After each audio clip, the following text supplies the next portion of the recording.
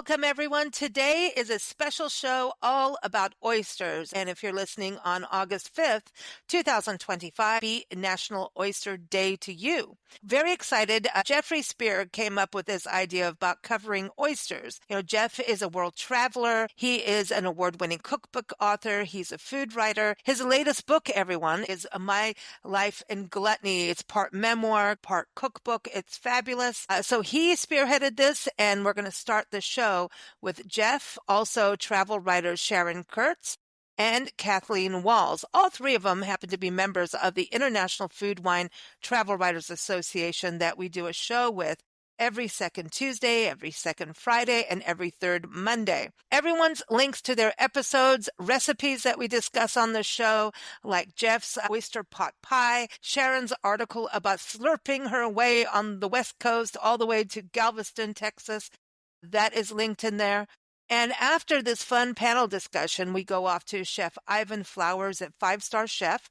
And over the years, he's shared some special oyster recipes. And on this episode, not only does he talk a little bit about those recipes, but how to choose oysters, how to prepare them. And then we close the show talking about oyster traditions with travel writer Jo Clark. And she talks about her family's Christmas traditions. And also she's got a fabulous recipe in there for you as well.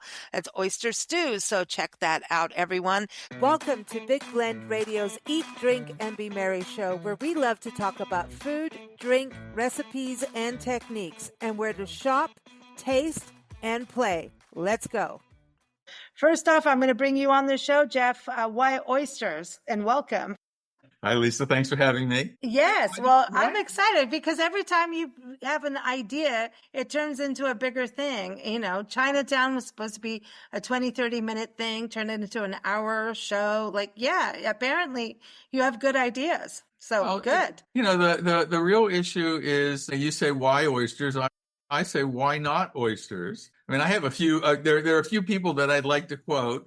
First off, author Jonathan Swift, he wrote Gulliver's Travels. He said he was a bold man that first ate an oyster, and I tend to agree. Jimmy Buffett, who turns out he's a fan, he says, give me oysters and beer for dinner every day of the year, and I'll be fine. So, all good. And then Woody Allen says, I will not eat oysters. I want my food dead, not sick, not wounded, dead. Okay. So, but a lot of people think oysters are just this, big gray slimy mound of nastiness. It's an acquired taste. But once you get used to it, and once you accept them, they're very, what's the word I'm looking for? They're very intricate in their flavor. And they grow all over the world in different coastal regions. And they have all these different flavor profiles and textures and sizes and shapes. And they're wonderful things. It's like wine, it grows everywhere and has all these different varieties. Well, the same thing with oysters. Well, also, Chef Ivan Flowers, you're going to hear him in a little bit. He talks about how the liquor of what's going on. And so then I'm like, wait a minute, you guys are getting liquor and I didn't. And listen, we are talking to the man who wrote My Life in Gluttony. My Life in Gluttony. That is Jeff Spear for you. So, he has fun with food. I feel like I could get in a food fight with him when we meet him in person. I do.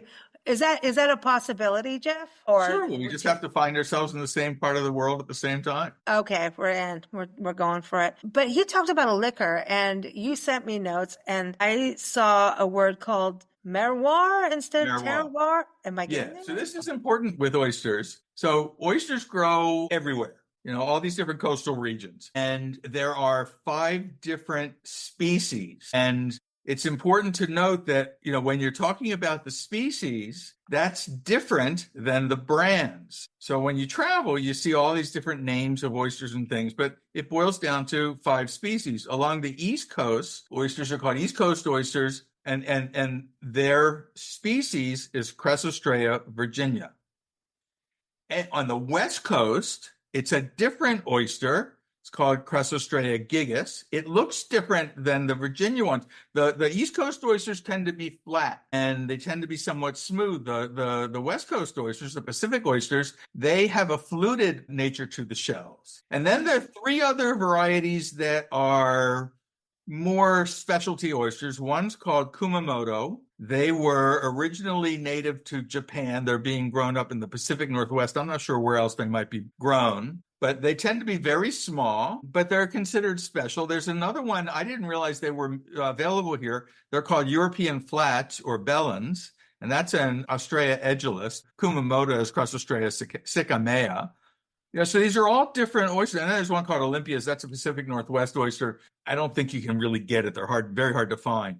But mostly you're getting East Coast oysters and West Coast oysters. And so when you go along the different growing regions, which you have up in the Pacific Northwest, you have the California coast, you have the Gulf Coast, you have the East Coast, and then you go up into New England and the Northeast Coast. These are growing regions. And the water, and here's where we get into Merrois. The water in these areas is different. The chemistry of the water, the minerality, all the nutrients that are in the water is different. And so oysters are filter feeders. And when they live in their bay or wherever they are, they're sucking in and blowing out the water and filtering them. The quality of the water gives the oysters a unique, specific flavor. And that's called Merrois. Just like with wine, the earth and the environment gives the grapes. I mean, they can all, you can get the same grape in different growing regions and it tastes as a wine entirely different. That's terroir. So with oysters, you get this Merrois. And that's the fun of eating oysters and trying all these different East, West varietals and the brands is because, for example, I worked with an oyster farm in the Pacific Northwest. And the Puget Sound is what's popular up there. That's where there are a lot of oysters. Mm-hmm. And Hama Hama is one of them that's well known. And I forget what some of the other brands are that are well known up there. But anyway, the farm I worked with was not in the Puget Sound. If you look at a map, the waterway that comes from the Pacific runs along the kind of the northern edge of the state of Washington and then ducks down into the Puget Sound. That waterway is called the Strait of Juan de Fuca. And so this farm was in Squim Bay, which is right off the strait, and the water there is fresher because it's closer to the Pacific. And down in the Puget Sound, you get all kinds of runoff and stuff that's just from the environment, not negative. It's not pollution. It's just the nature of the environment. And the oysters down in the Puget Sound, the Hama Hama oysters taste different than the ones that come out of Squim Bay. And this is Merrois. And then you get the ones from New England. And they're the first time I had them, it's like, oh my God, these are so salty. They're briny, but it's because the waterways are different. And this is what, and then you go down into the Gulf Coast, and I'm not an expert on Gulf Coast oysters at all. I've had more on East and West, but they taste different again. So, and that's this Merrois. And there are lots of ways. And I think I shared that tasting wheel with you, and you get all these different qualities that can be sweet, sour, and salty, and buttery, and umami, and then there's different degrees of finish. It sounds like wine. Yeah, I have a wine tasting wheel, and then you send me a oyster tasting wheel. I do want to bring our next guests on, though, so hold tight here. And everyone, this is so fun to talk about this because, Sharon Kurtz is an amazing travel writer and award-winning photographer. She travels the world across the country, so I know she's had her taste of oysters around. She's got a podcast with us every first Wednesday. She wandered the world with Sharon, and I think she likes oysters. This is going to be my personal thing, that I have a feeling that how she likes oysters has to do with Chardonnay. Is that true, Sharon? Welcome back. How are you? It's a natural pairing, don't you think? I would say I'm going to agree with you because I'll have the Chardonnay. You get to eat the oyster. I'll go with you. I'll drink the Chardonnay and I'll go, I'm glad you're happy. Did you get a pearl in there? I mean, did you open the oyster and get a pearl? I have never found a pearl in an oyster. But isn't that the beauty of it? Where Jeff was just talking about how people look down on an oyster thing, but isn't it about the pearl is that wonderful thing about how dirt can create such beauty in life? Isn't that funny? It is fascinating that pearls comes from oysters. And when I think about oysters, I know this sounds weird. I always think about one of my favorite authors, Pearl Buck. So anyway, that's weird. I'm weird. My only claim to fame of oysters is that I saw the world's largest oyster in Long Beach area of Washington State, actually just around the corner from there. And it was a concrete big oyster. And of course, I had to photograph it because I like roadside attractions that are weird. And if there's a big oyster, I'm going for it. So there you go. That's my thing. But Sharon, yeah. So oysters, did you start eating them as a kid? Did you think they were weird? No, I refused to try them as a kid. And I'll have to say, they are expensive. And in my table at home in Ohio, my mother did not serve oysters. And neither did I go to a kind of restaurant that they would serve them. So I was grown up before I tried oysters. Okay. The first time it was with the typical saltine cracker right there. And I would my instructions were to swallow it as fast as you can. And I got done with my first one and I thought, I don't know what I tasted. It just went down so fast. So it took me a while, but now I love oysters. Why? Yeah, see, that's the thing. If you can't taste it, what's the point? Like, okay, so I know people do shots of liquor. Now I get that. I get it. But I actually can't do it. I can't. I'm like, I don't know, for some reason, I'd like to sip my tequila. Thank you very much. I like the taste of it. So what is the point of shooting an oyster down? Like if you can't taste it?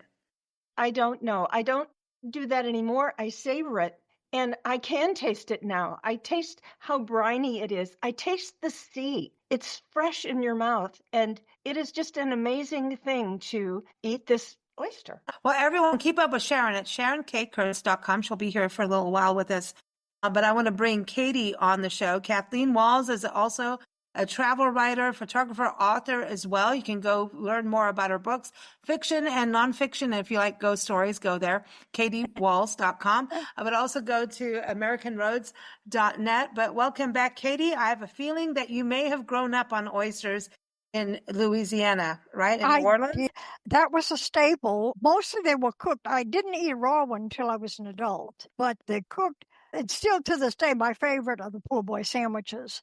And in Louisiana, people don't dredge things in flour like they do in other places. It's rolled in cornmeal. You dip it in egg and you roll it in cornmeal and then you fry it. And then you put it on poor boy bread with lots and lots of gooey mayo, lettuce and tomatoes, and it's delicious. And you can taste the oyster because if it's fried really fast and hot, it's cooked, but yet it's not cooked hard. It's just a very tender, delicious taste. And then when I got older and I tried the oysters Rockefeller, I kind of fell in love with those as well. Okay, so what is a oysters Rockefeller versus like? They're oysters with cheese and spinach, and they're usually roasted right on the shell. Actually, years ago, before seas became so polluted, we were at a campground near Tampa. And waded right out into the Gulf, picked up oysters right out there in the water, brought them in, put them on our barbecue pit, roasted them right there, and ate them, and had plenty enough, and they were delicious. But the oysters Rockefeller are done much more sophisticatedly. They're usually done at more upscale restaurants, and the spinach and the cheese just adds to the oyster. Okay, so I'm going to go back to Jeff on this because I don't know anything about fish and seafood, but what I have heard through times is that seafood and cheese shouldn't be put together, or fish and cheese shouldn't be put together. Is that baloney? I mean, that's another byproduct of something else. Rules are meant to be broken. I don't know where that came from. You know that you don't have to eat oysters in months that have an R in it anymore. That was something that was based on the fact that there wasn't any reliable refrigeration. So now you can eat oysters year round. But oysters and cheese, it's like, look, if it's good, go for it. Why not? I don't have a problem with it. Cheese is good food. Listen, as far as I'm concerned, that's why I can't be vegan. It's because of cheese. Because and I ate so much lemon pepper that I became a pepper and a lemon, and that was not good for me. So, honestly, no. Cheese is one of the most important products of the world. It should never go away. It shouldn't be over mass produced. It should be cared for and cultured creatively and nicely and be given to me. Thank you. But anyway, so I don't know. I don't care if you put on oysters or salmon. I don't care what you do.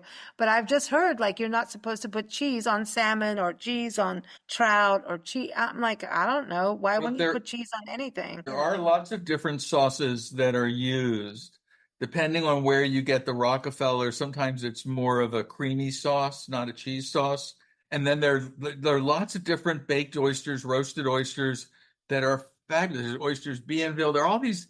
I haven't gone through the whole realm of baked oysters because I like them raw. But there's so many different ways you can have them. And if you're squeamish about the raw, then having them baked or grilled is an easy way in. Okay, what about the Tabasco sauce? Because now that goes into Louisiana territory. Because now, yes. since you're all part of IFTWA, the International Food Wine Travel Writers Association, the conference is happening in Louisiana, Lafayette, Louisiana, this October. Just giving them a good shout out because they're a great organization.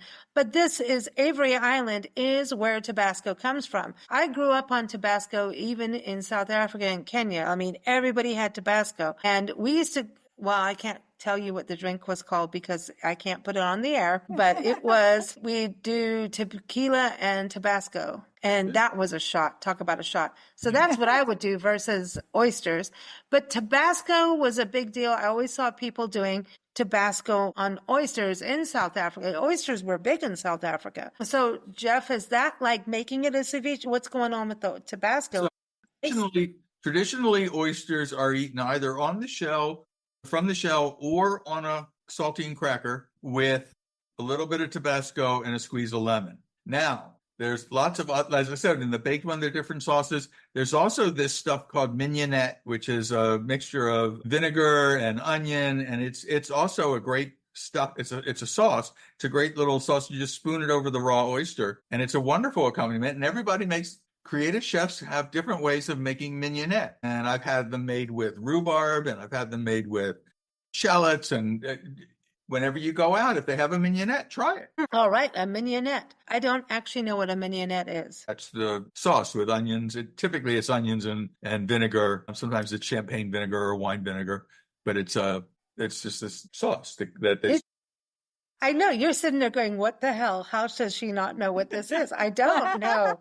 I don't know. And that's why I'm asking. And it's okay to ask these things. And in my life, that's how I get around. So yeah, I did not know that. Is that like a sauce thing for everything or like? It's traditionally a condiment for oysters. Oh, I had no clue. No wonder. Look, you don't need a whole lot of seafood, so you wouldn't come across it. But if you go to any reputable seafood restaurant that's got a good rub, they'll offer you mignonette. I thought that was like a musical thing from Germany. No clue. Okay, speaking of that, I'm going to go back to Sharon. Not that she's German, but she is in Austin, Texas, which has a German background, right? That's true. Yeah. I know. See, look at that segue. It was pretty good. But I thought that was pretty good. But now let's go to Texas. So we touched on Louisiana, New Orleans, obviously, but Galveston.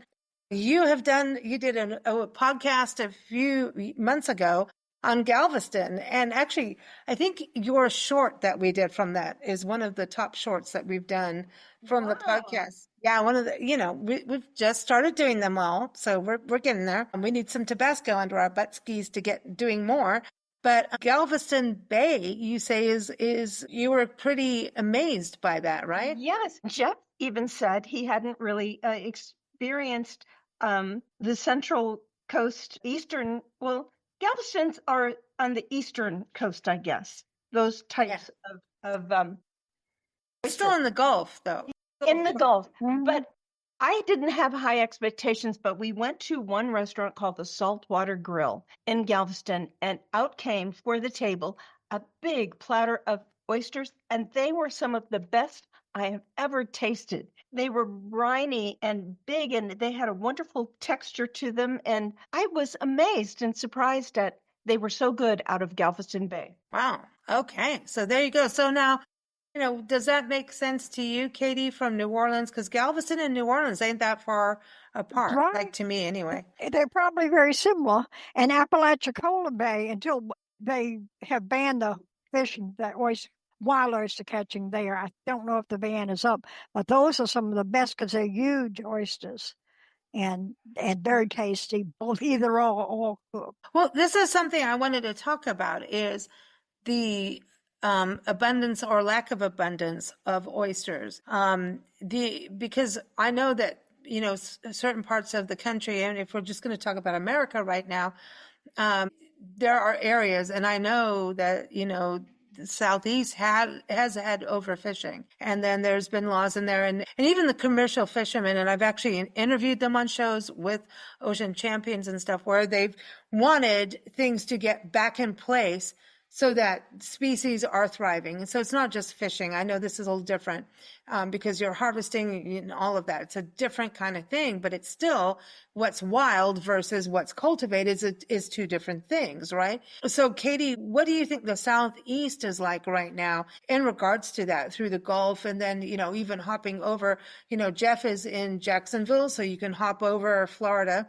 The little, Right. The little finger that Florida is, jump over into the other side to the ocean over there, to the Atlantic. So You can get the ocean or the Gulf, depending on which side of yeah. Florida you're on. Yeah. And I'm not a big fan of shrimp and fish farming, but oyster farming, from everyone that I've been at and everyone I've seen, they're not removing things, they're not polluting the waters, they're improving. One of the oyster farmers was explaining to me that in fact several of them mentioned it, every oyster that they put in filters about 50 gallons of water a day, which helps purify. You put fish and shrimp and they're feeding them all kind of garbage and hormones. Just are growing naturally, just as they would in the wild, but they're being farmed. And some of that, when the Appalachian cola oysters were stopped, wild oysters, that's, I think, when some of them started doing more of that. The Port St. Joe people began doing that at Indian River Lagoon. And that was the one I got the most in-depth look, because they took me out. It was just myself. It was after a press trip. And they actually, one of the oystermen took me out there to the bed where they were putting them in and they showed me where they would take the little shells and the spinner where they would separate the size to know which size to put with which beds. And it's just a very clean operation that doesn't hurt the environment. It helps it, and they provide beautiful, tasty oysters. That's interesting, because I think that was the interesting thing about Point Reyes National Seashore up in Marin County, California, which is where Tamales Bay is, which we've been to, and Point Reyes as well. And they had an oyster, and I'm not sure on the stance of it now, but we did some coverage of this years ago, 10 years. It was like 2011, 2010, 11, 12, around there. There was a family that, historically had been there. There was cattle farms, oyster farms, all within this national seashore area. And that was part of the thing. The lease was up. And so there was like, hey, you're supposed to leave. And then people are going, no, but they were iconic to the area. So there was this whole thing going on. I have nothing to say on that, since I'm not an oyster eater, other than it should be whatever's good for the land. But one of the things that came up was that they actually weren't doing that much damage to the land, so that's an interesting thing. I know that, Sharon, you have had oysters from California, right? From that region, Tamales Bay, right? Oh, yes. I was in not too long ago, a press trip to San Francisco, and we took a ferry ride over to Sausalito and went to this wonderful restaurant called Skoma's. It's like famous. It's been there forever, and it's on a pier out over the water. And we had several platters of those Tamale Bay oysters, and they were just delicious. They have a very special flavor. As Jeff said, it's from the water and how much salt is in the water, and it just tastes like the ocean, just so clean. That's awesome. Now, Jeff, what do you think about the responsibility of all of this, of eating oysters and farming them versus wild? Where are we on that?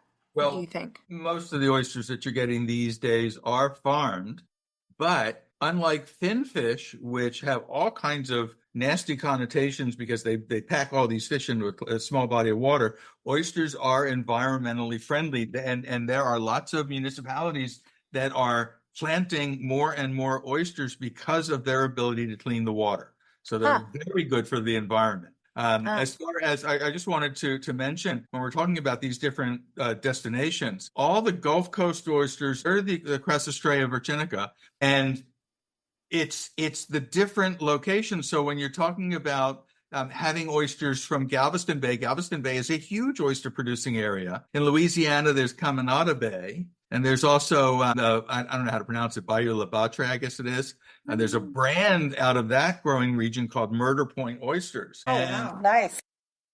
These are all Crassostrea virginica. So when you get up into the Hood Canal, Walapa Bay up in the Puget Sound, or you get to Tomales Bay and Hog Island, more than likely those are the Pacific oysters. And it's this thing of Merrois. That's what makes them also special, because they can be growing in bays 100 miles apart from each other and taste and be the exact same species, the exact same size, and they'll taste entirely different. Just like wineries, like you're saying. This is Exactly, amazing. yeah. I love this. I love this conversation so much, because even Katie, you went up into Cape Hatteras. And that's where the Bill and Ryan Better, their father and son team, and they were one of my first experience at an oyster farm. And they pointed out that before they leased their land, their water, they looked for the most pristine microenvironment in the water, because the amount of salt present and the currents that rock the oysters and wash them make, as Jeff says, a completely different taste from maybe some just a mile or so away, but a different salt content, a different current would produce a different oyster. Wow. So it really is something for us as individuals that are the consumer. I hate the word consumer, but actually we are. But we are consumers. We should start to know this and have that appreciation, because a lot of times you'll go, like in Florida, you go there's oyster shacks. We went to an oyster shack out in Lake Kisatchie, which is in Kisatchie National Forest. Oh, sorry, it's Lake Kincaid. It's in Boyce, Louisiana. And yes, in the middle of nowhere, central Louisiana. And we went to Tuck's Oyster House. Tuck's. Do you know what? They had to do everything special for Nancy and I, because we're allergic to fish, which they were very polite, but also told us basically, screw you. Like in a nice way. Like, we're glad you're here, but dang it, do we have to? But they did. This Tunk's Oyster House is an institution in this region, and they had a band come up that night. People actually, they boated up to the side of the oyster house for food and would boat out while they're fishing. I'm going, wait a minute, you're fishing and getting fish food from here. And there was a really good band playing. We interviewed the band. We interviewed the owner, who took me out. He's an amazing man. He took me out. I was like, ended up in the swamp area. He's like, you're not going out there, because, there's moccasins and gators. I'm like, I don't care. I don't. I do it, And so, like, he was just the coolest guy, but for them, they had to really be very careful, because we're so allergic to fish. And this is a fish place. Allergic people to fish, just go have a beer in a glass bottle and get over it. But they were very, very nice. And they even made us hush puppies and stuff. Come on now, hush puppies are good. Can we just say hush puppies are some of the best? I do love hush puppies. I'm good with hush puppies. I am good. What about you? Come on, Jeff, give us a hush puppy. Hush puppies are okay. I like corn fritters better. Well, hey, listen, I'm allergic to fish, but when we got to this country and we had to leave South Africa, and as many people know, Nancy had the magazine over there, and it was time to leave the country, and we got over here and went, now what? So we had to go get jobs, and I was 19, and I'm like, I don't know what this country wants, but we needed to get started and restart our lives. My first job was at Arthur Treacher's Fish and Chip Shop. That's funny. And I know, and I'm allergic to fish. I know. Putting yourself in harm's way. I did. And it didn't last very long. And because we swore to ourselves we would never do a magazine again. Well, hello. It's been quite a few decades now, so let's get over that idea. But I didn't. Cleaning clam chowder pots was not my thing. Neither was serving people food. No. But anyway, no, but I have a healthy respect for it, and I'm good at it, actually. I'd make lots of money when I do hospitality. But let's go back to this about, the experience too. That experience at Tunk's oyster house. It won't leave me, even though I didn't have the oysters. It does not leave me. So I want to ask each of you about an experience for you with these oysters, because I think that's important. And Sharon, I know you sent me some notes and you said there is an experience. So I want to start with you about that, because isn't that part of it for you? It is. It's like, number one, it's a delicacy. And when you like oysters, you look forward to it. It's so exciting. You know they're coming and you kind of think about the type that they are. But then it comes on this bed of ice and it's freshly cracked and the oysters are so cold and they're briny and you see that liquid in there. If they're very, very fresh, sometimes they have like a snap to them. And it's just an experience to eat oysters. It is a whole experience. That's So- pleasurable. And it is part of sense of place. Yes, it is. So are you telling me that you're just really looking for the liquor? Is this we're going to the liquor of Well, oysters? It's part of it. Just kidding. I'm teasing you. The Chardonnay fills that role for me. But Okay. yeah. But is that juice? Is it the juice or the actual meat? Like, what are you tasting? I taste the sea first. It's kind of in your mouth and it's part of the sensation, but it's the taste of the sea, kind of the juice and the oyster all mixed together. Interesting. And what's the texture of a oyster that is raw? Like, because I've heard some things, I don't bring it up, but what is the texture? Because I think people are like wary of that. If it has to be cold, like you said, really Yeah. cold? Yeah. Okay. And I like mine with the mignon sauce, like Jeff said. That's my favorite way, with lemon and that kind of vinegary sauce. But the texture is, when you're a complete novice, that's a hard step. Just that texture, that you put that texture in your mouth. And that's why people say, swallow it as fast as you can. Start chewing that cracker down. So it is unusual. You have to get used to that texture. But some people say it's slimy. I wouldn't say it's slimy. It's soft to the tooth. You know what's slimy? Okra. Oh, no. Come on now, Kate. Come on. Not in gumbo. Okra is slimy. Oysters are not. Yeah. Not in gumbo and not when it's fried. Are we going to do an okra show? Okay, I would. Let's just say okra, not to be confused with Oprah, but okra.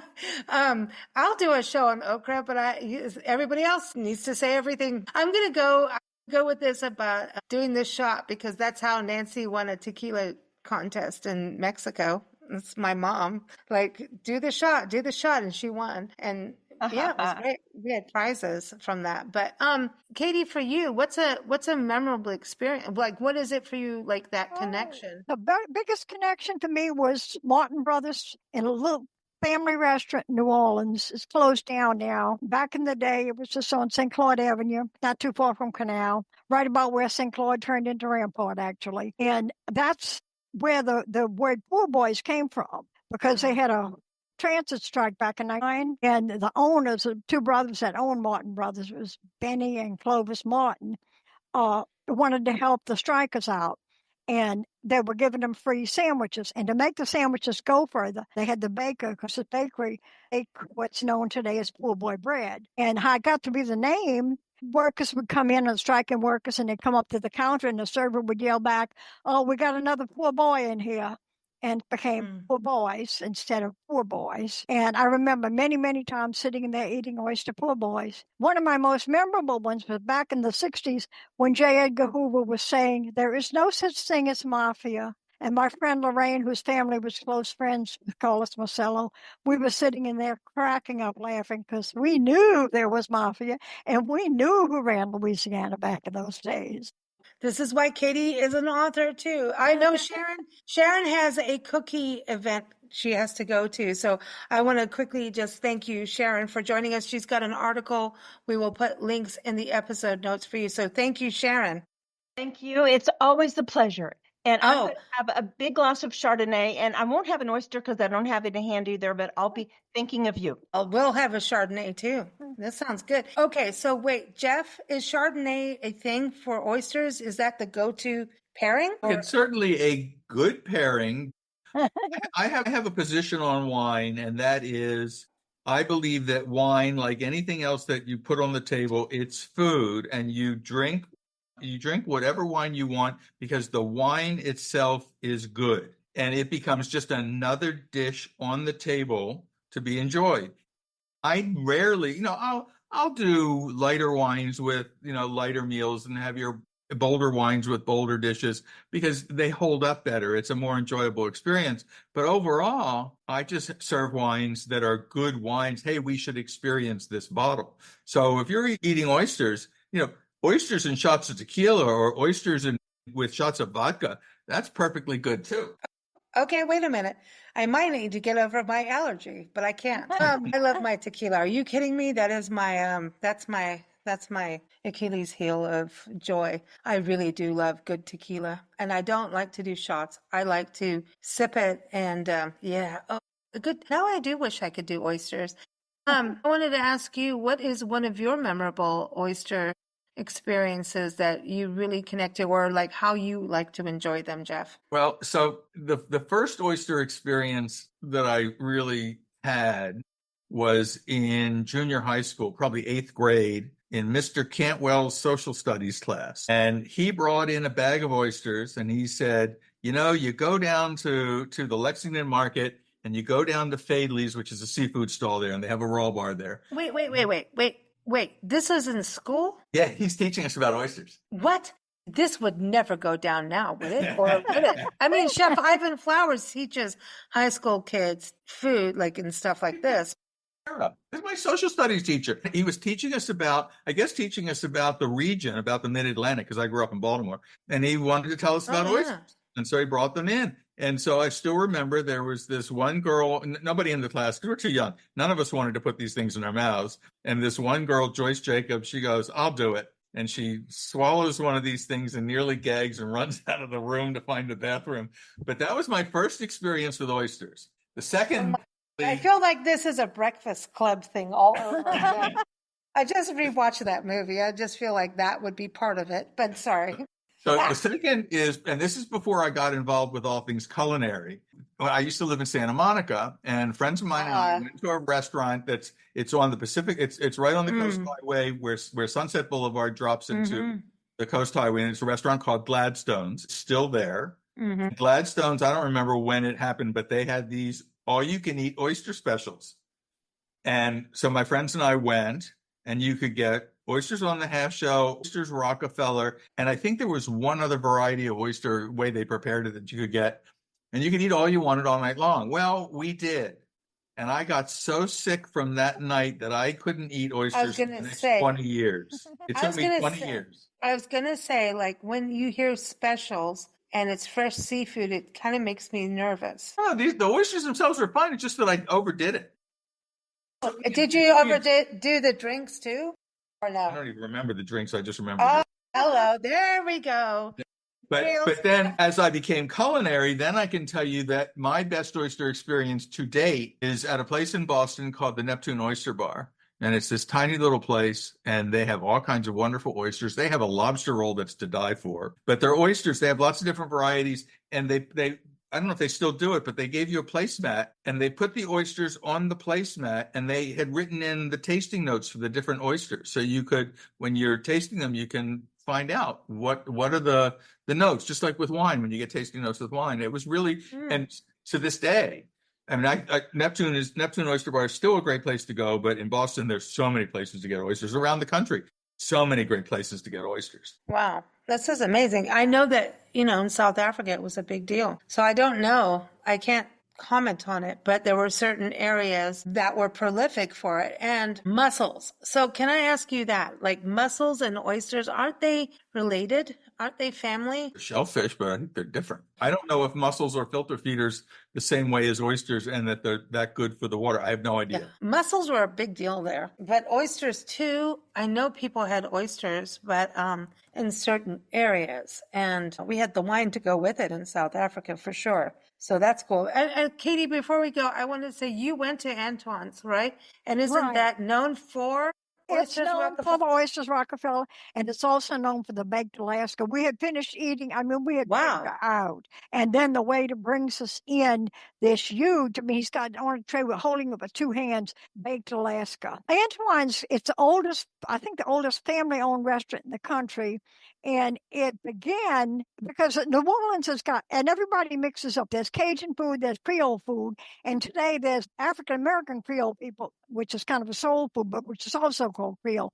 But the original Creole back in the day when he was so, and even when I was growing up, the Cajun people were poor people. They wanted to cook everything in one pot, throw it all together like the gumbo. Yeah. That's why okra, I mean, if you don't have gumbo, you don't have okra, you don't have gumbo for me. But anyway, Antoine's was very upscale. He was the Creole French rather than the Cajun French. And the Creole French wanted nothing to, they looked down on them. So the people were used to having servants, and the culture, the African servants brought the food that they knew. The culture, okra came from there. And a lot of their culture mixed with creating, and he wanted to create a type of food for the very upscale, well-to-do people. So that's how Antoine's got started. And to this day, they're one of the top of the line restaurants.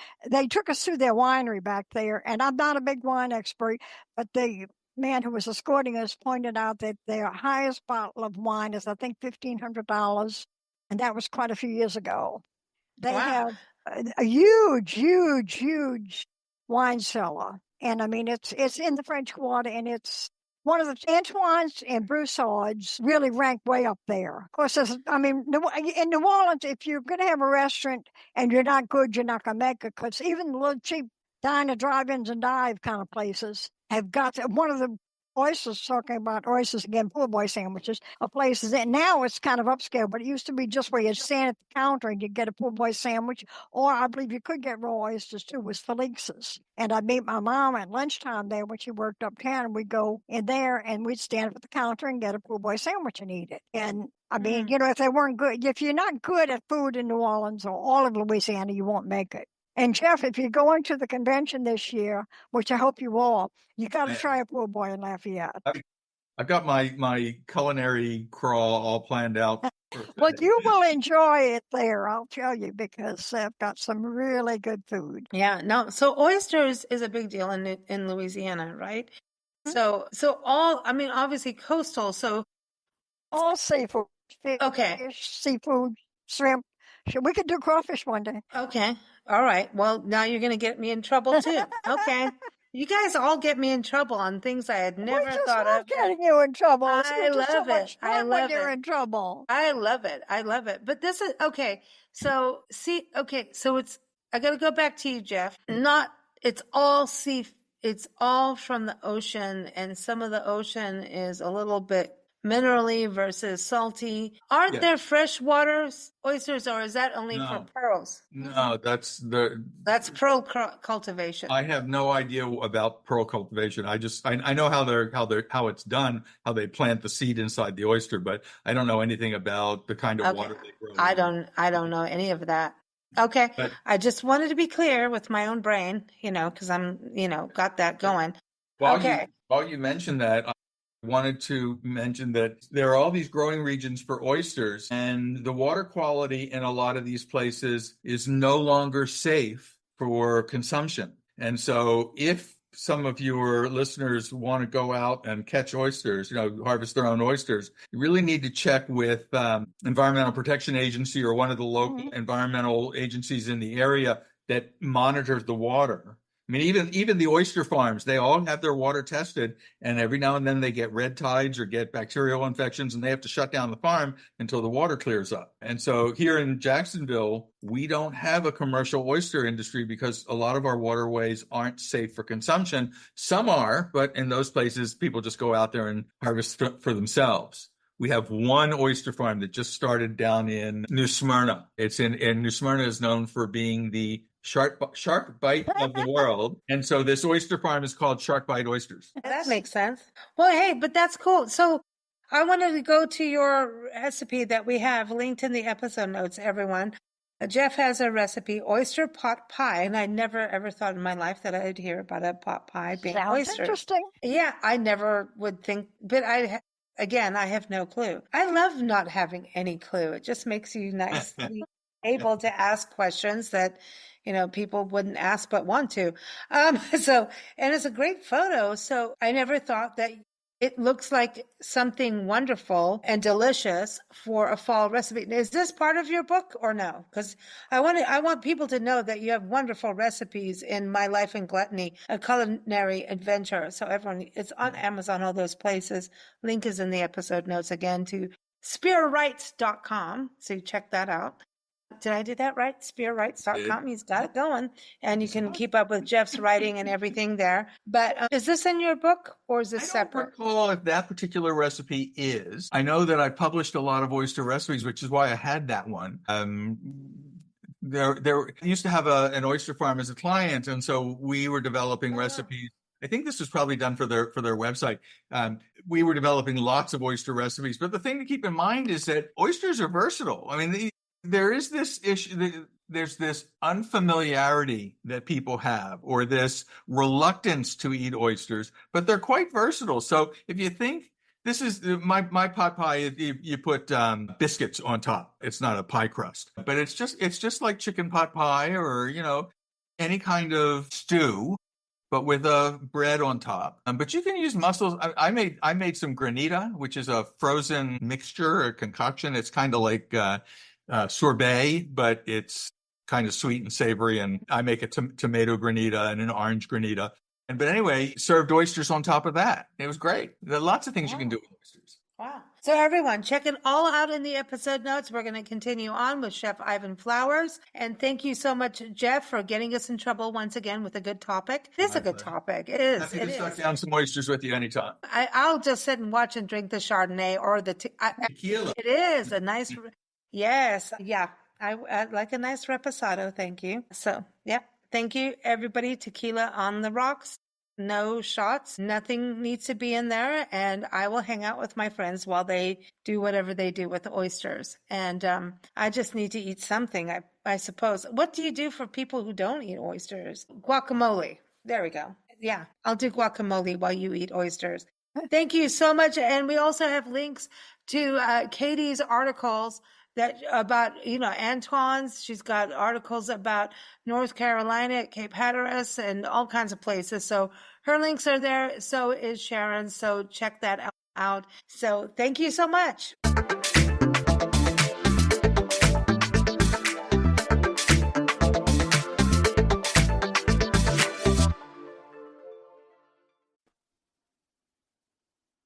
So, of course, we are celebrating National Oyster Day, but, this episode of Big Blend Radio can be listened to anytime, because those of you who love oysters, this is definitely a segment for you, so you can learn how to actually use them, how to buy them, how to cook with them, maybe even eat them without cooking them. I have no clue about oysters, and that's why we have Chef Ivan Flowers here. He's a 5-star chef and also a culinary instructor. And he's got 2 recipes we've featured over the years. One is grilled oysters Rockefeller, and then the other one is fried oysters. And what's interesting about this, it's fried with cucumber, tobacco. No clue what that is either, but he's here to tell us all. So welcome back, Chef Ivan. How are you? I'm well. How are you guys? We're doing good. We have no clue about oysters. As you know, Nancy and I are allergic to seafood, so this is far, far away from us, but we're always happy to be there,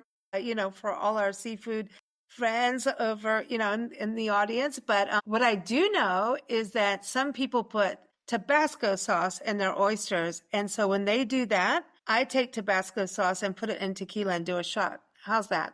Is that okay? Sure. Yeah. What is it? So when people put Tabasco sauce on oysters, I don't know if that happens here, but I know that in South Africa we used to do that, or friends did. Mm-hmm. Is that almost like cevicheing it with the acid or the spice of Tabasco? Does it kind of cook it in a weird way? Like, do you know what I mean? Well, Tabasco is vinegar based. So what it's doing is it's giving a jolt to the oyster, because the oyster is very briny, very creamy. It tastes like the sea in the area it was harvested in. So when you put a little Tabasco on it, you're adding a little vinegar like a mignonette, and you're giving a jolt to the oyster. A lot of people will do oyster shots where they'll put the oyster in a little shot glass and they'll put a little sriracha, a little bit of lemon, a little bit of Tabasco, and shoot it. So it accepts it all. Oysters are very forgiving that way. Wow. So, okay. Yeah. So when you go into a restaurant and they're like, oh, this is the oyster place, people go eat oysters, or like, how do we know that the oysters are going to be safe? Like when you The restaurant will have a reputation for handling seafood correctly. They'll always have, when you buy shellfish, you have to, I believe, keep the tags for 90 days. So you know where the oysters are coming from. You know where they were harvested. You know the date. They've been handled correctly. They've been kept cold. If somebody gets sick, it gets publicized. They really go out of their way to keep it extremely safe. And if you're in a place, like what's interesting to me, and I know I talked about this before, but like there's desert towns that have oysters, right? So like it's one thing if you're in Florida or in San Diego and you're, it's from the coast to the table, right? Right.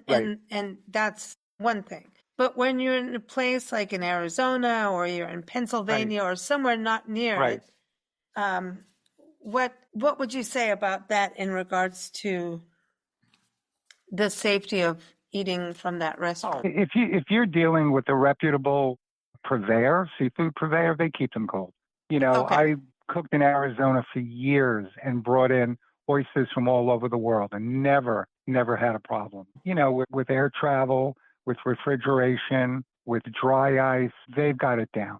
That's not a problem. So there's no such thing as being landlocked anymore. Okay, so everyone going to a restaurant, you're all good. You're all good. Now, yeah, of course. Now, what about when you want to do it at home on your own?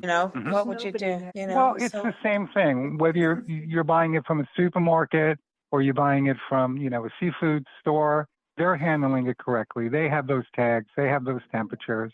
You want to make sure the oysters are completely closed, where they're not open at all. They're refrigerated or they're on, a little bit of shaved ice, and they're kept cold, and you're fine. So make sure they're on ice.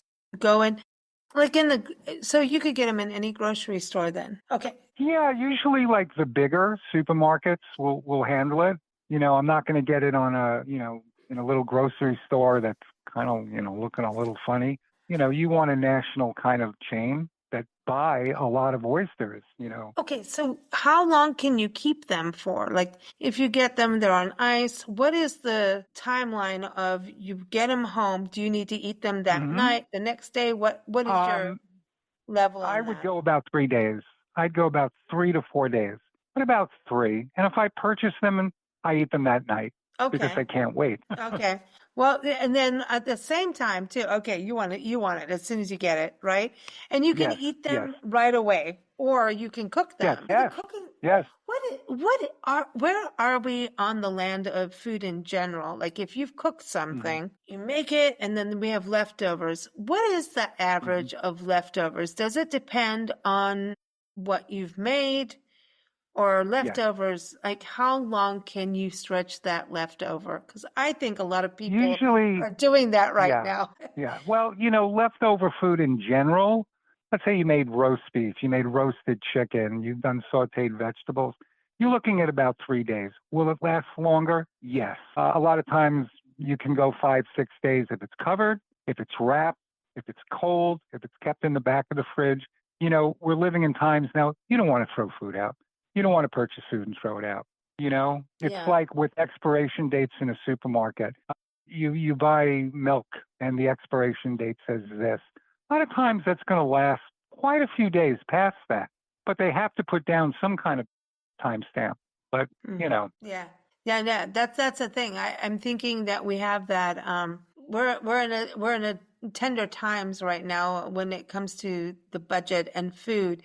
And it's kind of exorbitant that we're even talking about oysters right now, right? So would we think about even cooking with, or bringing oysters into the home to make something, this is going to be probably for a celebration, right? Or something romantic. It could be. But then again, people just like oysters. They love seafood. Mussels, clams, oysters, scallops, fruta di mare, they like it. Okay. So Like if you've cooked them, so is the same thing that you said, like the 3-day thing would be the same for oysters. Like if you've cooked them, okay. How long If you cook the oyster, you eat it that night. I'm not going to cook oysters and then save them. You can, like you can cook mussels and clams and kind of save them, take them out of the shell and save them for a few days. Oysters, you pretty much, if you cook them, what you've cooked, you're going to eat. Okay. So it's really more, you want to do it as fresh as possible with the oysters. Yeah. It sounds like. Yeah. So it's fresh. Fresh. Keep it fresh, everyone. Yes, fresh. Now, you've got some tips and you talk about them being closed. So, like when you look at them, this is in the shell. I mean, okay, this sounds stupid. Is there a possibility of finding a pearl in your oyster? Like, really? No. You can find a pearl in an oyster. People have, sure. Really? Sure. Okay. Well, there's a little incentive. I mean, come on now. I mean, I think that is like a little sign of hope, right? And, a little bit of dirt can be some bit of beauty. So when we look at times like these, like in our food, let's look at that. So, yes.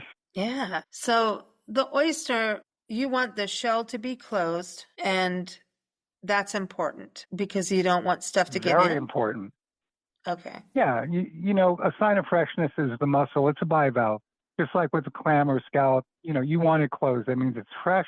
It means the mussel is working and it's tight, and that's what you want. You don't, basically with mussels and clams, if they open a little bit, they're breathing. You tap them, they close. Oysters you can, but for the most part, oysters, when they stay closed, they stay closed until they open, and then you would smell them and you can tell when it's off. You're just going to know. You're just going to know. So what was interesting, you sent over a list of tips, and one thing is, or just like talking things here, cold water versus warm water. And I always thought very important. Hey, I had no idea. Like I always thought, hey, they're in the ocean. Who knows about the ocean temperature? Right.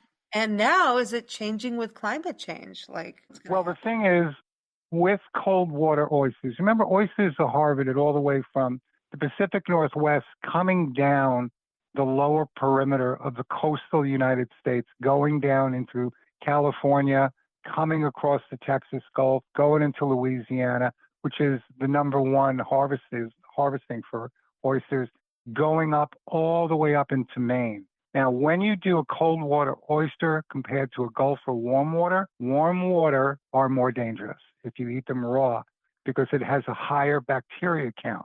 So as a chef, when I was in the industry, I only used cold water oysters. I never used a warm water oyster. So you were doing Maine and Pacific Northwest, that kind of area? Maine, Rhode Island, a lot of them out of Washington State and Humboldt area of California, Humboldt Bay. Always cold water oysters. Okay. So warm water, if it's warm water, you want them as soon as they come off the boat. Like if you're in Florida or New Orleans, like I know Louisiana, they love their seafood, and their life goes according to what's happening in seafood, or just even like crawdads and stuff like that. Done so many interviews over there, and again, I have no clue because I don't eat it, but I do understand like seasonality. And I think you were the first person on our podcast over the years. And my God, going back as I'm doing all this archiving of stuff, my gosh, Chef Ivan, I think you've been on since day one of Big Blend Radio, which we touched on this year as we celebrate 18 years. But I remember you being the first person that made us realize, because we don't eat fish, that what happens in the water is just like what happens with what we're growing in a garden for vegetables. And just like, how we move cattle, like everything has a seasonality, and so does the water, and so does what we harvest from the water, whether it's the ocean or fresh water. So that's kind of the same thing with oysters, right? Or are they like a year-round thing? Because I know some things are year-round. Yeah. You can eat oysters year-round. You got to remember, a lot of the oysters now are harvested, which is fabulous for the ocean because the amount of cleaning that they do when they're cleaning the water, the harvested oysters, and they plant millions at a time in patches of the ocean where they're growing them, it cleans the water, it cleans the ocean. And it's usually 3 to 4 years before harvested oyster is ready. They're a lot safer. There's controls. There's no pollution in that area of the ocean to make sure it's not. So you're going to see a lot, well, I hate to say it, but a lot of seafood now is being harvested versus wild because we're running out of seafood. So they have to harvest now. So what does that mean in regards to oysters? So are they like a more sustainable kind of seafood Yes. that we can have? Really? Yes. This is interesting because I've done some shows on like Point Reyes out in the Tamales Bay area is very well known for their oysters. And Point Reyes National Seashore also had like a family farm attached to it through years of like agreements and things. And then the agreements ran out, and then it was like the attack on the oyster family to now move. Like that's a whole other thing that I don't want to get into on this show, but it was interesting to me because I didn't quite understand like how bad is this in regards to, and we've been to Point Reyes National Seashore, we've been all around it, and I was like, it just seems so small compared to the bigger landscape. It was controlled. I wonder about how detrimental was it really, you know what I mean? Because that was definitely a small family operation and well-loved oyster people, like well-known as a family farm. So I wonder about that with what you're saying, that these are more sustainable. That's kind of interesting. That's something to think about for as we move forward with climate change. We could maybe look at oysters more than other fish. And then like we've talked about on the show, eating things that are invasive species like lionfish maybe to help on climate change, right? So we can, maybe we as eaters have to choose what we're eating a little differently. It's kind of interesting. Yeah, I like this conversation on that. Okay, so cold water, you're safer, but if you're in a warm climate, you want to get it the day off, right? You want to get it from the boat to your plate that day. That would be the best. Yes, and cold water too. Cold water too. Anytime you do shellfish, once you buy it, I would eat it that night because it's right out of the ocean. It's in the liquor because the seawater that's in the oyster is called liquor, and you want to eat it that night. It's going to be more briny. It's going to have more liquor in it. It's not going to dry out. It's not the kind of thing you buy on a Monday and cook on a Friday, Okay. So do it as fresh as you can. Okay. Yeah. So raw versus cooked. This is something very important. Like, because especially, so if you're going to eat it raw, do you ceviche oysters or no? Like what happens with oysters?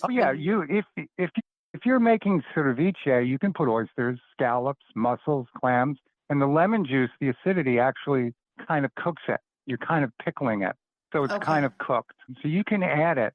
Like down in Baja, California, they do the big, beautiful aguachile, and they put all the shellfish in with a lot of lemon, a lot of herbs. I mean, sometimes the jalapeno peppers, a little bit of spice, a touch of Tabasco. It's fabulous.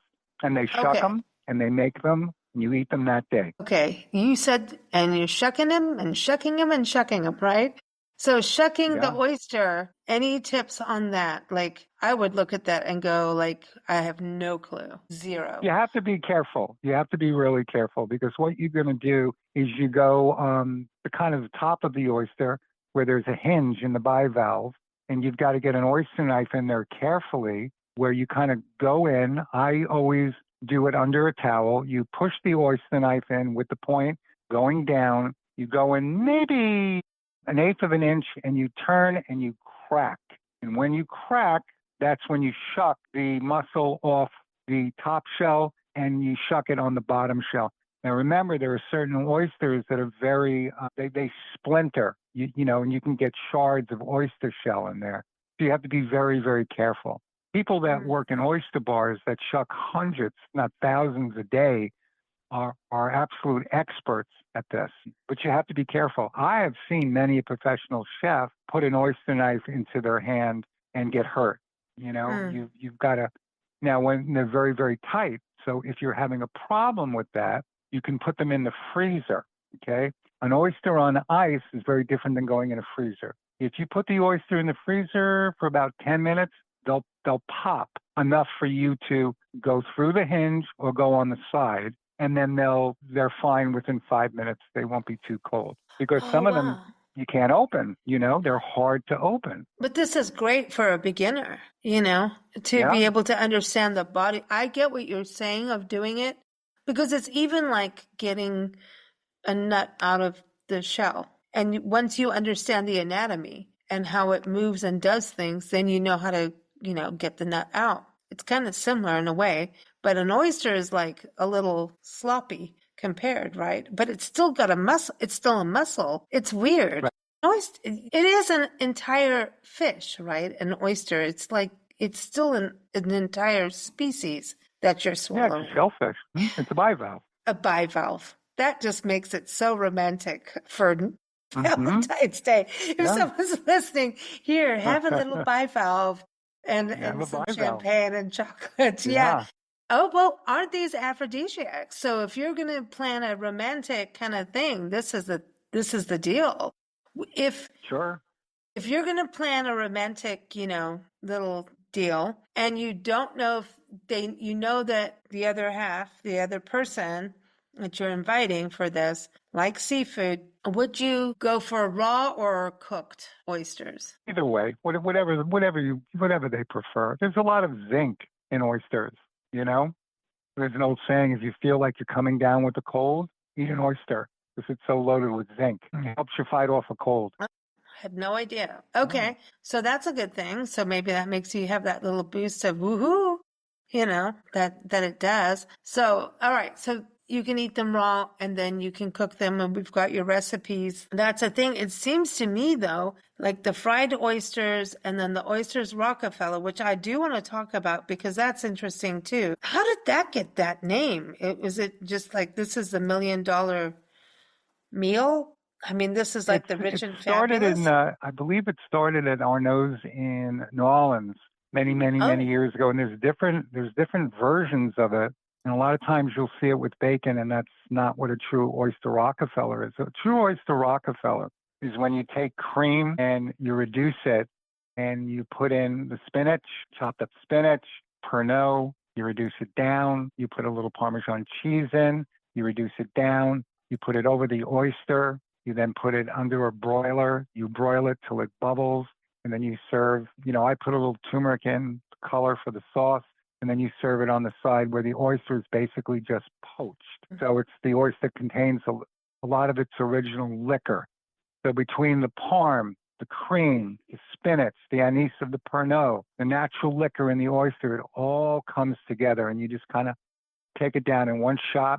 You chew it a little bit because it's somewhat cooked. A raw oyster you don't chew, you just kind of let it slide down. But raw oysters with the natural brine and they're ice cold. One of my favorite ways to do a raw oyster is to put a little bit of a lemon or a mango sorbet on the oyster with black truffle caviar, which is not fish eggs. It's just black truffles that look like caviar. And between the sorbet and the black truffle caviar and the natural liquor in the oyster, it's delicious. Oh man, that You can have sounds a like lot of fun something with very oysters. rich. That sounds like that would be the romantic thing to do, right? Yeah, that'll work. Yeah. Okay, in your grilled oysters Rockefeller recipe, and everyone, there's a link in the episode notes so you can get all of what we're talking about. You talked about 24 oysters of choice, at 1.5 quarts of heavy cream, thyme sprigs, garlic, there's Parmigiana. Okay. Oh, we got to make sure we capitalize that apparently because that's important. That's a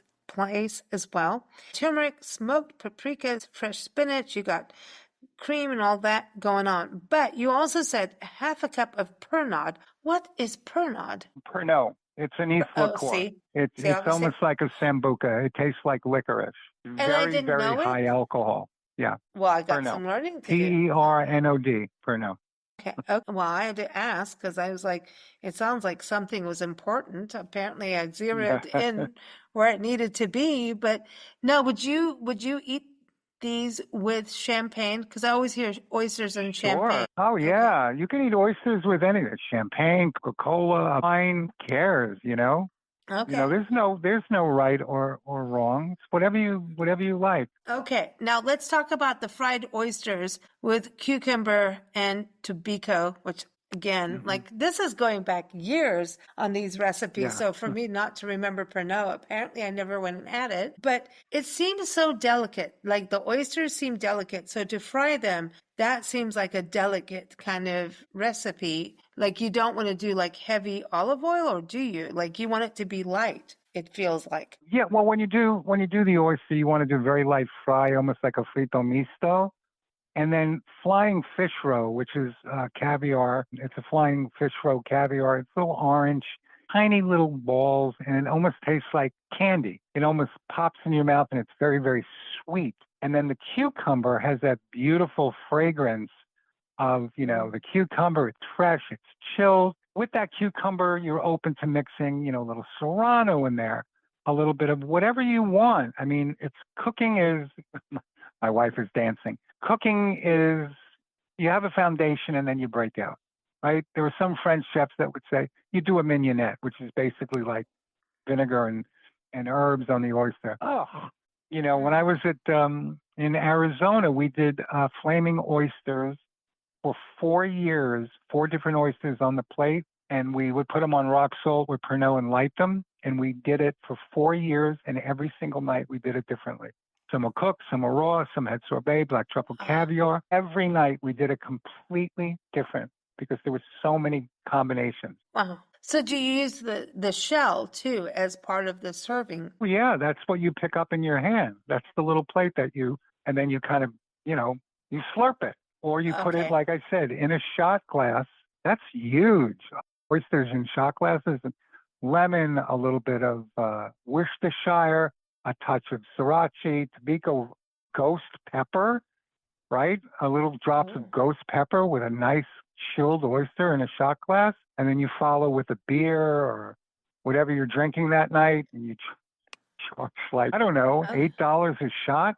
$10 a shot, you can clean up. What is your favorite way to enjoy oysters? I like them raw. Really? I Now, like what do you different do? types. I'm a little bit of a minimalist sometimes. Lemon, Worcestershire, and a little cocktail. So you put lemon and so you swirl it around a little bit and then put it on top with it in the shell and then suck it down? Is that what you do? Mm. Yes. Oh, yeah. Yeah. Oh, On wow. ice, on shaved ice, usually on stainless steel.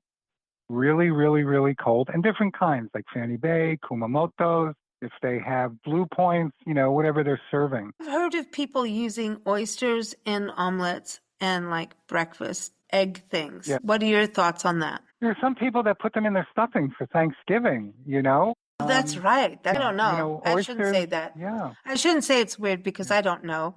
But like, yeah, why? Why would oyster go with turkey? I'm not sure. I You never went so did. quiet there. Oh my God, that was so funny. You went so quiet.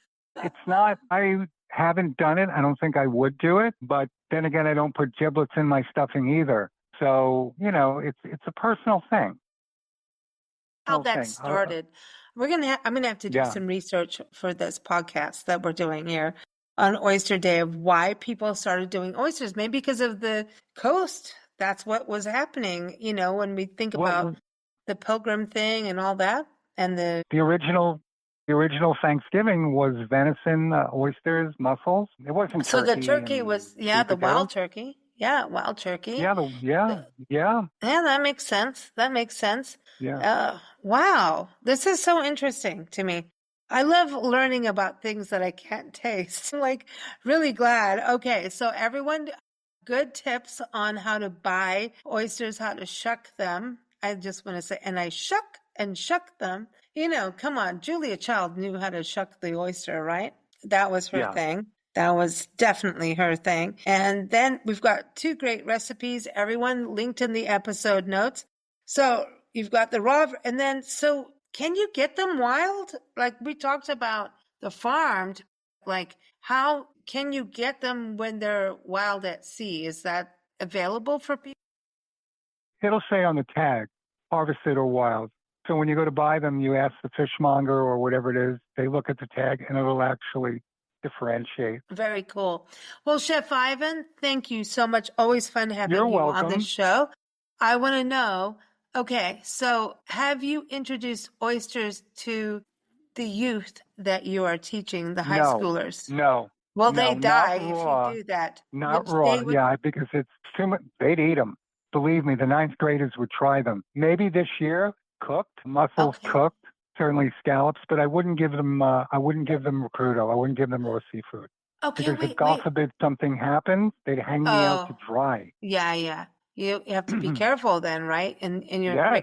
So wait a minute. Mussels and oysters, are they the same thing? No, they're both Oh, bivalves. A mussel is not an oyster, just like a clam is not an oyster. Now remember, oysters in this country are small, but if you go online and you research, you can go throughout the world, especially in parts of Indonesia and Asia. They have oysters that are the size of a TV set. wow. Yeah, Okay. it's Would crazy. would you travel for that just to eat it? Would you do it? Would you No, go to another? You no. don't care about this I because don't like it's. airport security. I know right now it's a No, time, no, I but don't want to go anywhere. I don't want to go anywhere. We go to the just beach, we come back. well, you're at the beach. You do live at the beach in Yeah, San Diego, so that's cool. But yeah, yeah. that's the thing. It's like, is size better? We always think about that. Like, I'm not being silly, but is size better? Actually, and that's a good question Yeah, because we look yeah. at that in vegetables. Is size better? You get a zucchini, you think, oh, I got this giant zucchini. No, it's full of seed. No, it's not. No, not. And seafood, what about that? Because I understand vegetables and fruits and everything on that, but when it Yeah, comes to meat, I really have no clues, or seafood. yeah. So in seafood, do you want we never stay on our timeline here. But in seafood, what happens in regards to the size? How do you know when it's ready? Or can you harvest it at any time and it doesn't matter? Like, how do you know, That like, the this is farmers, okay? the seafood farmers, they know. Like when they're doing oysters and they're working a 2-3 year program, they're in cages with nets and they pull them up and they watch them from the time they seeded them, and they'll know when Oh, it's ready. And there's nothing worse than an oyster that's so big you can't really swallow it. Like in the supermarket, they oh, do, out of Washington, oysters in a small container in their natural liquor, but they're huge. So to try to it's not something you want to, it's going to be awfully hard to get down. So a lot of people will put that in chowders or they'll cut them up or they'll go in smaller pieces. I've seen videos throughout Asia where they have these gigantic oysters and they just cut them up into slices and a little bit of Tabasco and down the pipe. That's too much of a good thing. oh, wow. If Wow. you know what I mean? Oh, yeah, Yeah. I do. Yeah. Okay. So next time we chat with you, we're going to talk hamburgers. Would you put Hamburgers. an oyster on a hamburger? Would you mix the two proteins? No, but I put a fried oyster on top. Oh, well, that's interesting. So it was a fried Sure, I oyster, would. almost like an egg then? Sure. Sure. Why not? With that crispiness and that creaminess and the meatiness and the beefiness of the burger and the egg yolk with that richness and the toast and good aioli and spice, lettuce, tomato, that all works. Okay, wait a minute. Would you eat a fried oyster for breakfast instead of an egg? Sure. Absolutely. I would eat a fried oyster for breakfast. I'd eat a fried I, oyster anytime. all right. Well, there you go, everybody. Fried oysters for Chef Ivan Flowers. Thanks Yeah, so much, Chef absolutely. Ivan. We'll chat You're soon. We'll welcome. talk hamburgers. And Okay. listen, I'm going to tell you, peanut butter, pickles, bacon, Yes. they're all on my Yeah. burger. And there's a Yeah. reason. Yeah. I It's a know. goober burger. Yeah. It's a Elvis burger, but he puts bananas on, Yeah. and I don't like bananas. Banana. No. Alrighty. But anyway, thanks so much, everyone. Look You're at the welcome. links in the episode notes for Chef Ivan's recipes. Always fun with Chef Ivan. Take care and have fun. You too. Bye-bye. Thanks for listening to Chef Ivan. Stay tuned because we have travel writer Jo Clark joining us to talk about her family's Christmas traditions with oysters, and also talks about oysters on basically the southeast side of the country, especially her backyard, which is the beautiful Myrtle Beach area, the Grand Strand of South Carolina.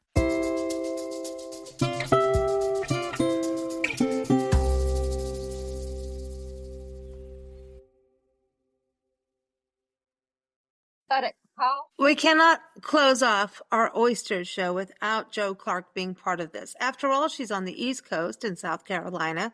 She's a food, wine, travel writer. She loves oysters. It's part of her family traditions.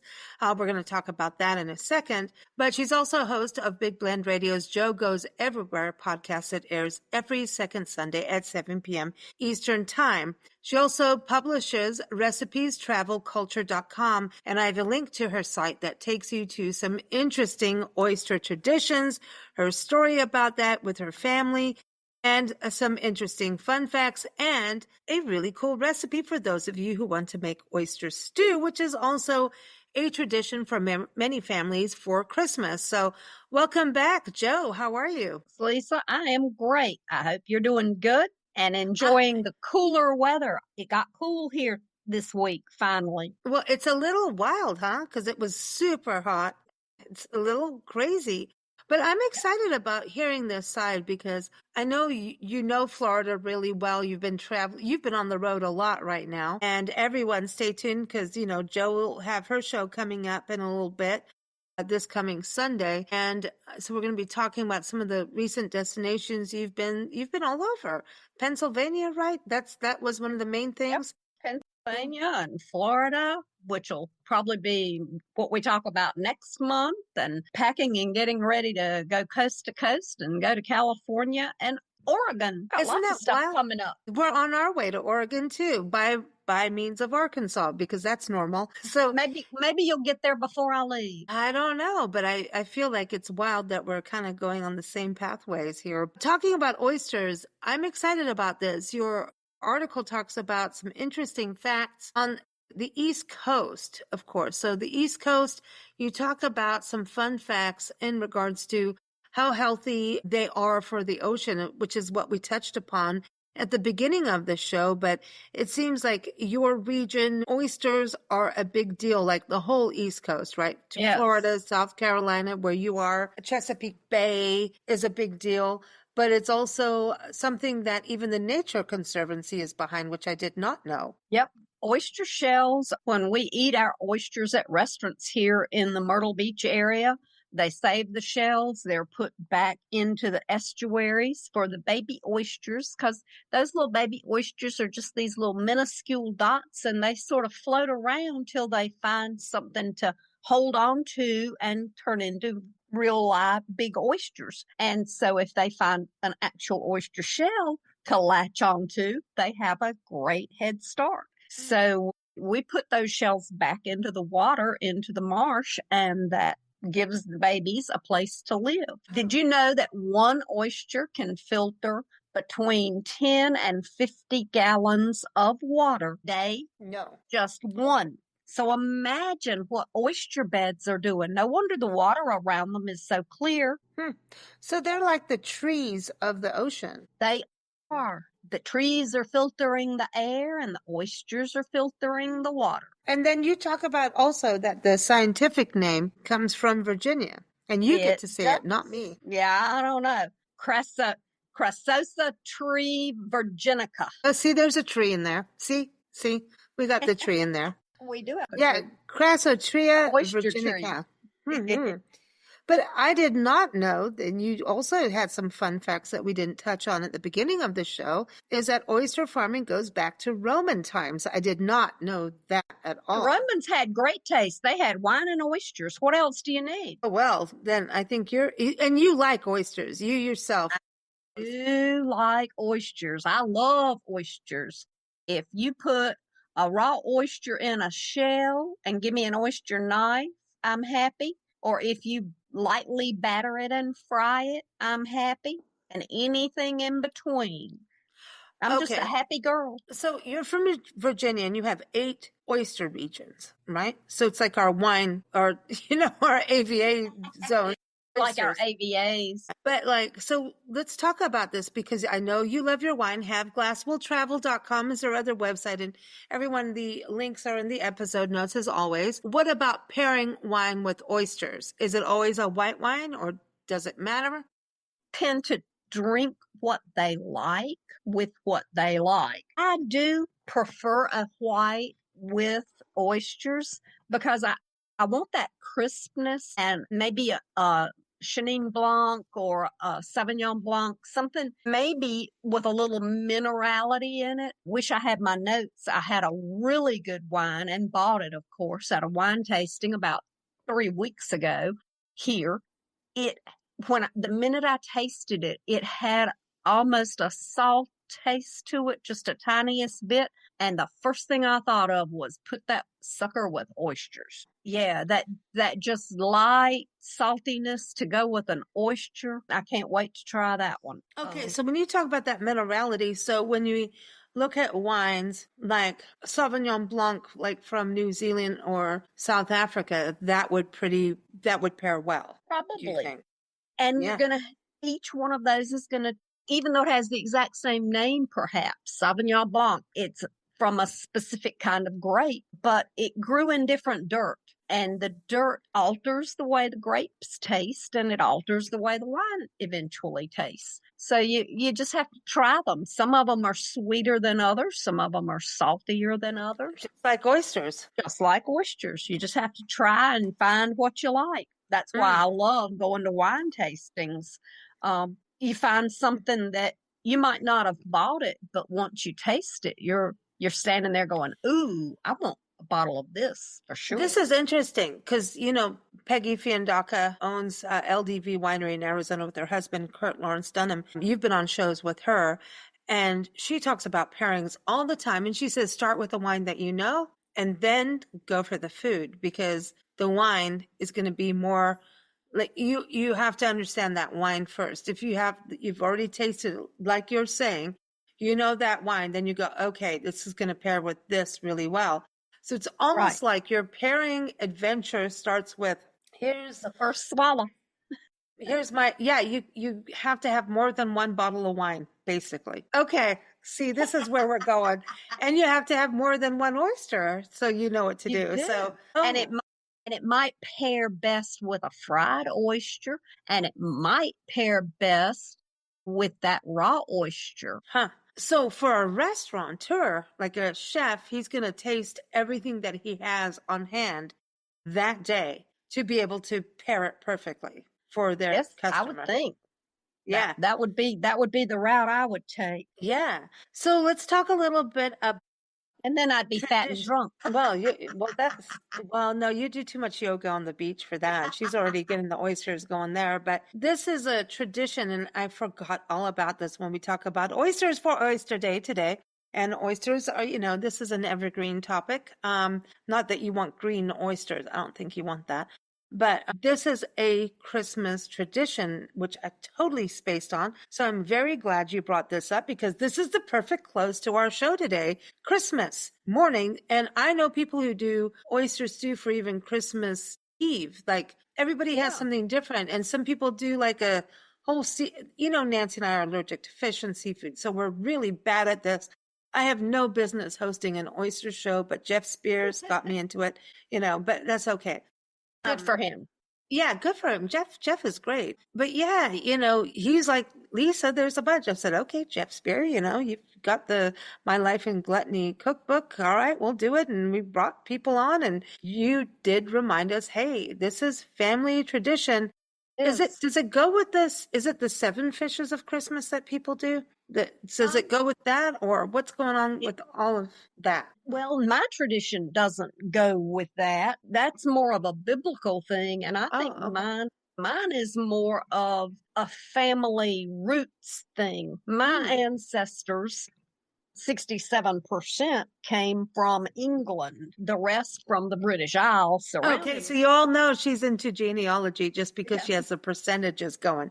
Right. Yeah, I do. But it's not like I'm not saying I'm English. I am English. I'm almost all English, and a little bit of the Irish and Welsh and Scot. But my 9th great grandfather on the Gregory side arrived in Virginia in 1620 from England as an indentured servant.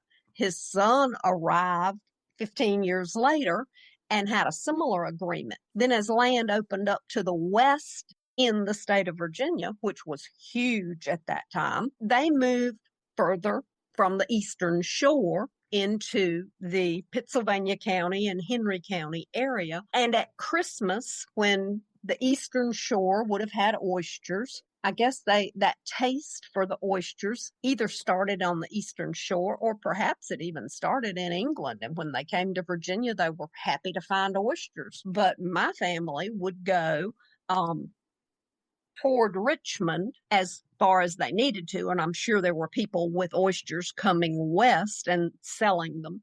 But my grandfather would go toward the Eastern Shore until he found oysters and come back with barrels of oyster have for Christmas. And my grandmother and great grandmother, the women of the family, were making oyster stew for Christmas breakfast, Christmas morning. So that was the tradition, and it is still a tradition, and it always makes me feel closer to my family, even if I'm the only one in my house in South Carolina having a bowl of oyster stew.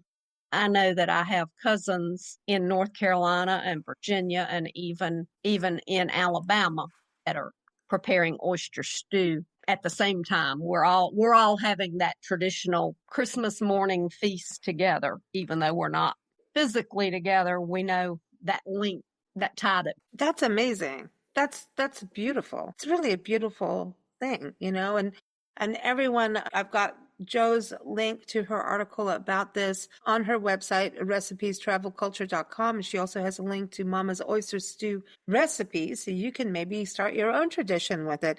And it seems really quite a simple recipe: a pint of fresh oysters, butter. You can't be in the South and not talk about butter, salt, pepper, paprika, Lowry seasoned salt. You're in the South again. And rich Gotta milk. have Lowry's. You like real milk. So you don't do the low fat milk with this. No, Mama calls for rich milk, and she would use cream mixed with sweet milk to get it the consistency or the thickness she wanted. I usually just start out with half and half and then pour a little more cream in. Wow. So this is like a nice hearty, especially in winter. This is a good winter stew. It is. Well, I love this. Thank you so much, Joe, for sharing this and getting us up on the know about Virginia and the East Coast of oysters. And do you remember the first time you ate an oyster? I mean, as a kid, people kind of went, ew. I've been eating them all my life. So, I have no idea.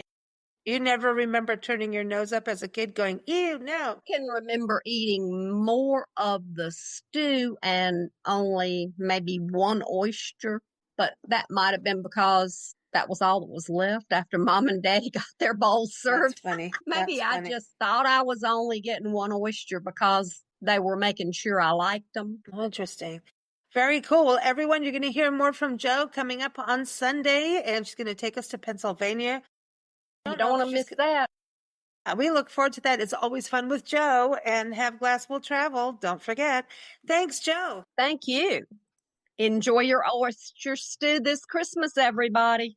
Thanks for joining us here on Big Blend Radio's Eat, Drink, and Be Merry show. Keep up with our podcasts at bigblendradio.com and our magazines at bigblendmagazines.com.